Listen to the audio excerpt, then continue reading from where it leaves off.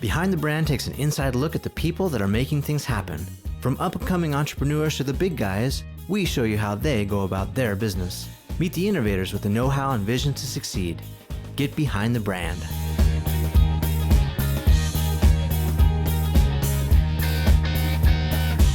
Hi, I'm Brian Elliott. Welcome to Behind the Brand. Today my guest is Rob Myers, Regional President, Wells Fargo, Orange County. Welcome, Rob. Great to be here. Thanks, Brian. Thanks so much for joining us just for a few minutes. My pleasure. First, I want to ask you, how did you get this job? I was very fortunate. I started working for Wells Fargo right out of college. I knew I wanted to be in financial services in some form or fashion, and found a company that I loved that was dedicated to working with and growing their team members, focus on the customer and the community. And it was a great alignment for me and my beliefs and what I want to accomplish in life. And it's been 17 years, and I've enjoyed every minute of it. Yeah, it's been great. You know, our viewers are small business owners, they're entrepreneurs. They sort of want to know the secrets, behind some of these bigger brands, or what you're doing specifically to have the kind of success. While other banks, fade away or consolidate, Wells Fargo continues to charge forward and is doing a great job. You have a big footprint here in Southern California as well. We do. How do you do it? It starts with our team members. And if we focus on them first, and we make sure that they're career pathing, they're learning, they're growing, then they're going to take care of their customer. And too often, you've probably seen throughout the years, perhaps companies focused on just the top line or the bottom line, and that's where most companies want to go. But you can't focus just on that. You have to focus on the team. If you focus on the team members and their development, their growth, they're the ones who are serving their customers every single day. And if we can put the right team members in front of the customer and make sure they're getting the right advice, the right guidance, our customers will be successful. And as a result, we as a company will be successful as well. So in an industry that's automating and getting, super high tech with scanning this and inputting that, your message is it's still about people. No question about it. And those technology is critical. And because it allows our customers to save time and save money. And we want to make sure we are staying innovative, we're staying at the forefront of what we can offer our customers because we know it's important to them. So how do you know that? What are some of the things you're doing? Because the folks that don't have the resources that you do, whether it's a big advertising campaign or a large team, are thinking, how do I get found? How do I know what my customer wants? How do I deliver? And then how do I stay ahead of the competition? We talk to our customers. We survey our customers. We talk to our customers. We have you do it old school, like with questionnaires, or no? We as they come in, people still use our branches. We have 104 locations here in Orange County, and while people love the technology and online banking and mobile banking, they still need that interaction. And when they can use technology, but they also need advice and guidance. And when customers come in, we ask, what are your preferences? How do you like to do your banking? How can we serve you better?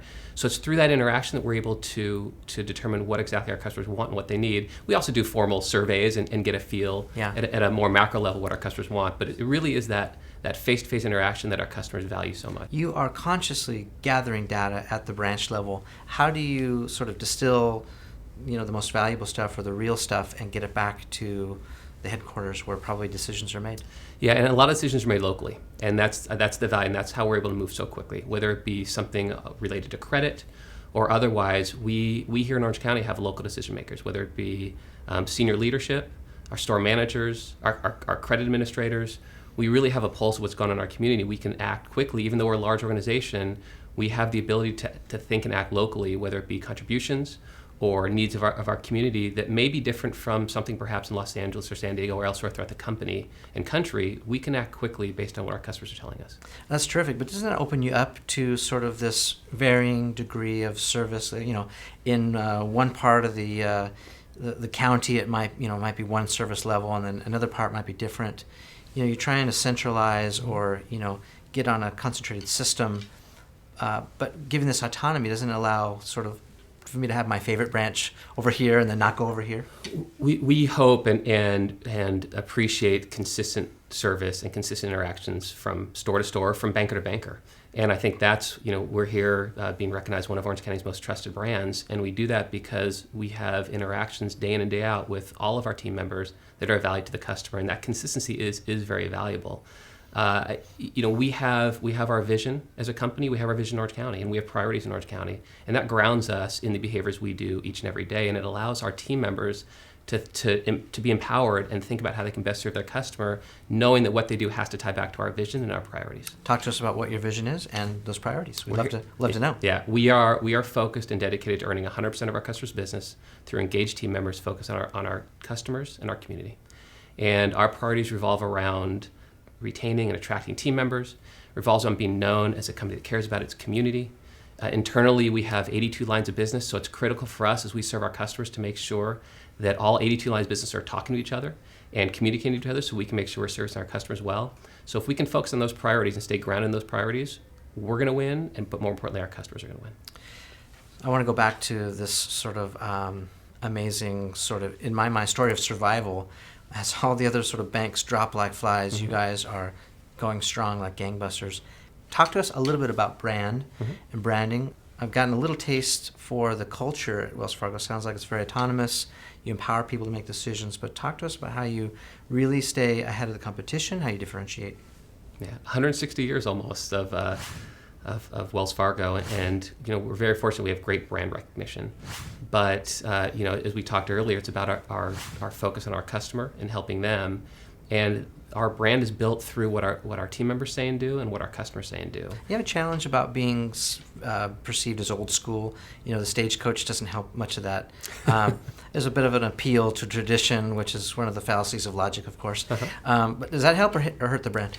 I think it helps. The stagecoach there's not a more, to me, recognizable symbol of our trust and longevity than the stagecoach. So, and it's very American too, right? It is. Yeah. It is. And I still watch these old movies and I see the Wells Fargo stagecoach, striding through town. So it's an honor, but we have to be able to deliver the new and stay consistent and evolve with what our customers' needs are. So, we certainly don't do business the way we did 160 years ago, that's for sure. And I think that's part of our brand and our lure is we're able to identify what we need to do to stay up to date, to stay current, and to stay ahead of our competitors. And really, there's a lot of banks that do a lot of things, and we do a lot of things the same. And when it's all said and done, it really is our team members and the experience that they have that differentiates us from our competitors and really helps solidify the brand. Okay. Tactically, what advice would you give? Again, people with a brand new company, a brand new logo they just created. How do you go from good to great? Yeah. And longevity. It talks a lot about the brand. You guys have been around for a long time. How do you go from good to great?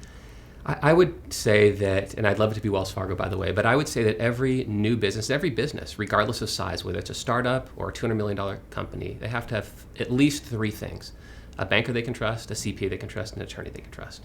And if you can ground yourself with those three things and be able to turn to them with questions and advice and guidance, you're setting yourself on the right foot. So for a new business starting up, regardless of what they aspire to be, if you can find those right consultants for you, then you're positioning yourself for success in the future. And they'll help you through the challenges you'll face, the growing pains. Are you growing too quickly? You're not growing enough. How do you stay ahead of your competitors?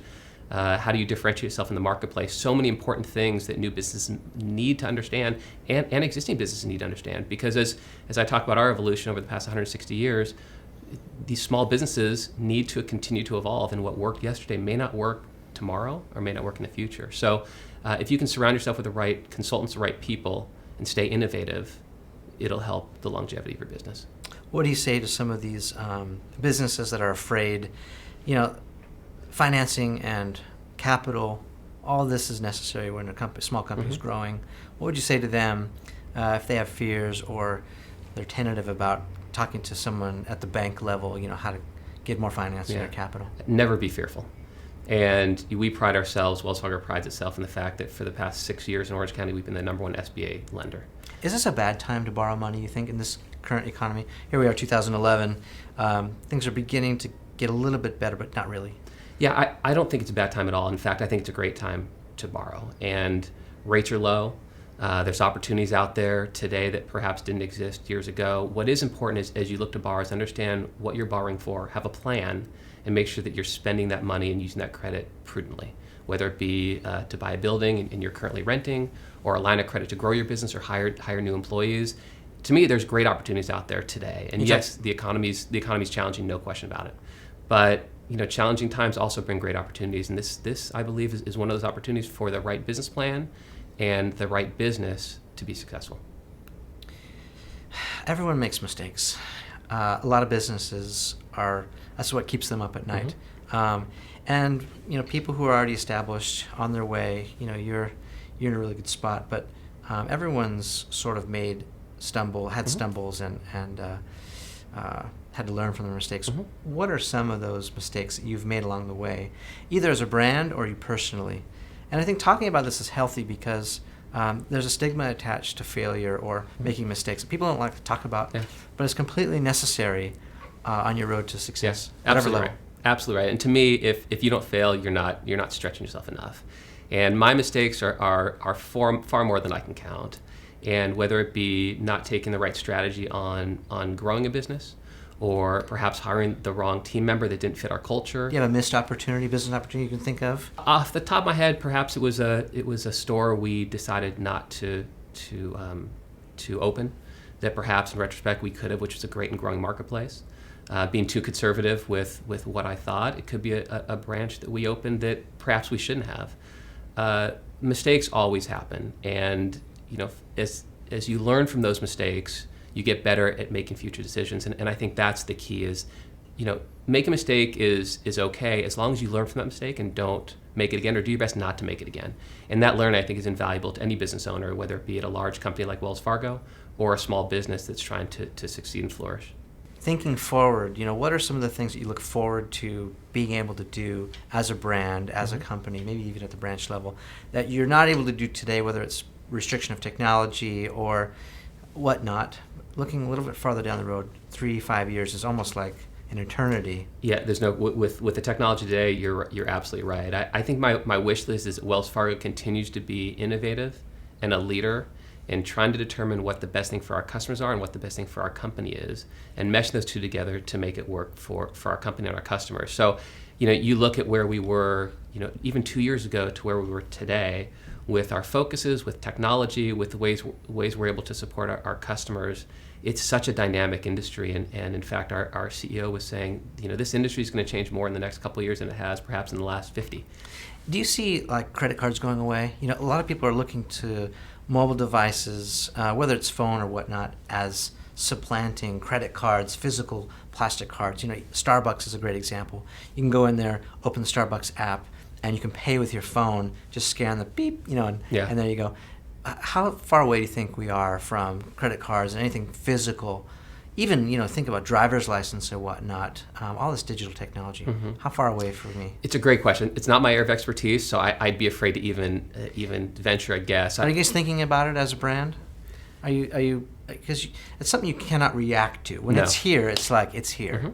And all of a sudden, if you're not thinking about it, you're playing catch up. You're right, and fortunately, we have folks in our group that's focused on trying to figure out what the next stage of banking is going to be and where our customers are going and what we want them to do. And a lot of the traditional products today, I think, will continue to be used, but perhaps in a slightly different way. And I use the example, and I was just at UC Irvine, and we have a branch on campus. Well, at some schools, their student ID card is also their debit card. It's their library card. It's their food card in the dorm.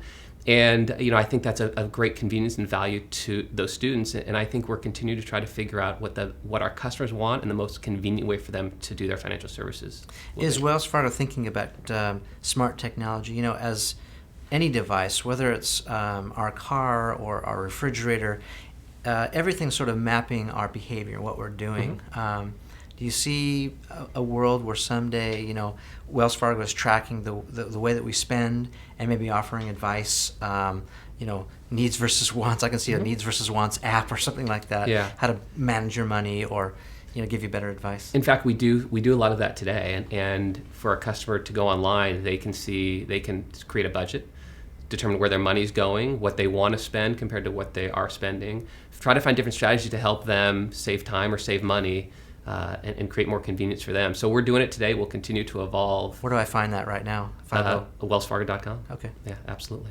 So and it comes standard with any checking account. It's free of service, and it's just one way we're helping our customers. In the environment we're in, certainly every dollar counts, and even in good times, every dollar counts. And we want to make sure we're providing for our customers ways that they can easily access their finances, understand their finances in ways that they can further their success, whether it be on the business side or on the consumer side. Rob, let's get a little personal for a second. Sure. So tell us something about you maybe not a lot of people know, whether it's a philosophy or one of those superpowers or hidden talents. I have very few hidden talents. I will tell you from a philosophical perspective, to me, I'm all about servant leadership, and I am here to serve the team. We have 4,000 team members in Orange County in a variety of groups. I'm fortunate to work with about 1,800 here, and I am here to serve them. And they're the ones with the tough jobs that day in and day out are servicing our customers. And so my philosophy is grounded in servant leadership. From a fun fact, I am very grounded here in Orange County. Been here for over 20 years. Was a UC Irvine graduate. I have 2 kids, and I love watching them grow and play sports. And I love playing a little golf when I get the chance, although it's not quite as often as I'd like it to be. Thanks for being here with Behind the Brand. We've been talking with Rob Myers, Wells Fargo. Rob, thanks very much. My pleasure. Thank you, Brian.